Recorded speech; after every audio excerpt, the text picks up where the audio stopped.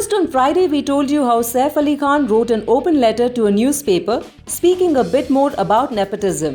In the letter, he somewhere ended up mocking Varun Dhawan's Twitter apology as he emphasized that he personally called Kangana to apologize. And now, the Queen of Bollywood, even with 15 stitches on her forehead, has given a reply to Saif and his words of wisdom on nepotism. Here's her open letter. All the debate and exchange of thoughts on nepotism is exasperating but healthy. While I enjoyed some of the perspectives on this subject, I did find a few disturbing ones.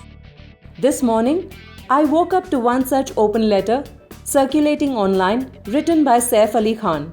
The last time I was deeply pained and upset about this issue was when Mr. Karan Johar wrote a blog on it, and even once declared in an interview that there are many criteria for excelling in film business. Talent is not one of them. I don't know if he was being misinformed or simply naive, but to discredit the likes of Mr. Dilip Kumar, Mr. K. Asif, Mr. Bimal Roy, Mr. Satyajit Ray, Mr. Guru Dutt and many more whose talent and exceptional abilities have formed the spine of our contemporary film business is absolutely bizarre. Even in today's times, there are plenty of examples where it has repeatedly been proven that beyond the superficiality of branded clothes, polished accents and a sanitized upbringing exists grit, genuine hard work, diligence, eagerness to learn and the gigantic power of the human spirit.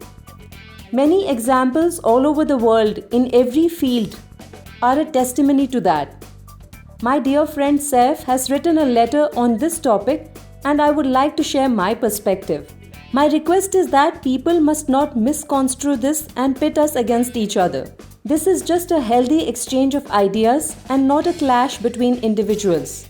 Saif, in your letter you mentioned that I apologize to Kangana and I don't owe anyone any explanation and this issue is over.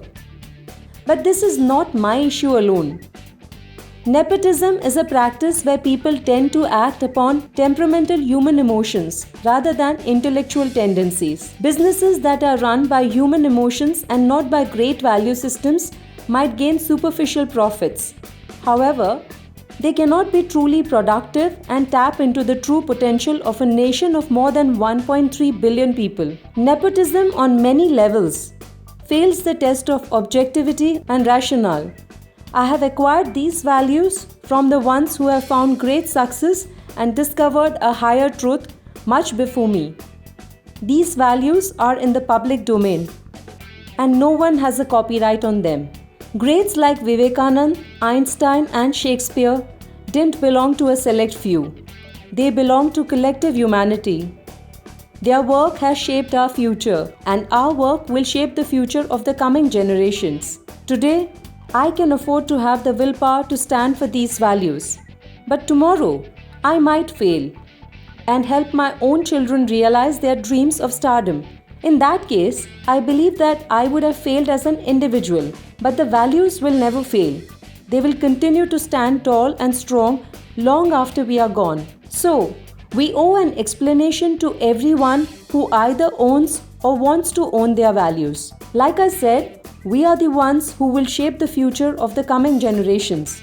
In another part of your letter, you talked about the relationship between genetics and star kids, where you emphasized on nepotism being an investment on tried and tested genes. I have spent a significant part of my life studying genetics, but I fail to understand how you can compare genetically hybrid racehorses to artists. Are you implying that artistic skills, hard work, experience, concentration spans, enthusiasm, eagerness, discipline and love can be inherited through family genes? If your point was true, I would be a farmer back home. I wonder which gene from my gene pool gave me the keenness to observe my environment and the dedication to interpret and pursue my interests. You also spoke of eugenics, which means controlled breeding of the human race. So far, I believe that the human race hasn't found the DNA that can pass on greatness and excellence. If it had, we would have loved to repeat the greatness of Einstein,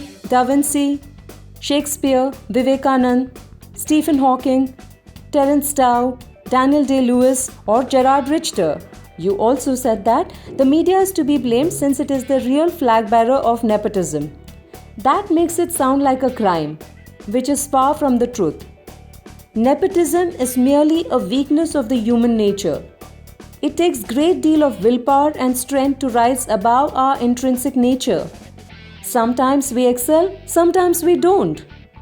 No one is putting a gun to anyone's head to hire talent they don't believe in. So there is no need to get defensive about one's choices. In fact, the subtext of all my talk on this subject has been to encourage outsiders to take the path less traveled. Bullying, jealousy, nepotism, and territorial human tendencies are all part of the entertainment industry, much like any other. If you don't find acceptance in the mainstream, go offbeat. There are so many ways of doing the same thing. I think the privileged are the least to be blamed in this debate, since they are part of the system which is set around chain reactions. Change can only be caused by those who want it. It is the prerogative of the dreamer who learns to take his or her due and not ask for it. You are absolutely right. There is a lot of excitement and admiration for the lives of the rich and famous. But at the same time, our creative industry gets this love from our countrymen because we are like a mirror to them. Whether it's Langra Tyagi from Omkara or Rani from Queen, we are loved for the extraordinary portrayal of the ordinary. So, should we make peace with nepotism? The ones who think it works for them can make peace with it. In my opinion, this is an extremely pessimistic attitude for a third world country where many people don't have access to food, shelter, clothing, and education. The world is not an ideal place, and it might never be. That is why we have the industry of arts. In a way, we are the flag bearers of hope. Well, let's see where this open letter from Kangana will lead the current big debate on nepotism in Bollywood.